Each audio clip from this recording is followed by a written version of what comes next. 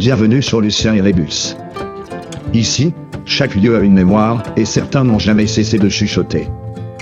Je commence cette exploration dans un lieu calme, reculé, presque oublié du monde moderne, la pension de Lit 4. Là-bas, les murs ne parlent pas, mais les fenêtres regardent. Et juste devant, un chemin de randonnée de 3 km, simple sur le papier. Mais les chemins ne se mesurent pas en kilomètres. Ils se mesurent en impression, en silence, en vertige. Je m'élance. Peu de bruit, peu de monde. La terre est stable, les herbes dansent lentement. Et les bois autour de moi ferment la route comme un rideau. Un rideau qu'on franchit sans retour. Au fil de la marche, l'ambiance change. Les sons deviennent plus feutrés. Le vent souffle plus bas. Et ce silence-là n'est pas un oubli. C'est une attention. Le chemin vous regarde. Quelques pas encore. Une clairière. Une cendre dissimulée. Ici, chaque branche semble désigner quelque chose d'invisible.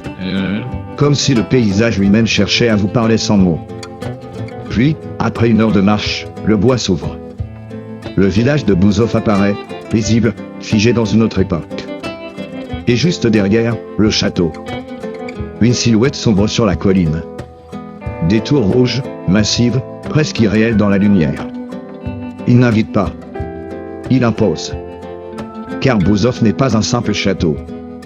C'est une présence. Un fragment du passé resté debout, par choix.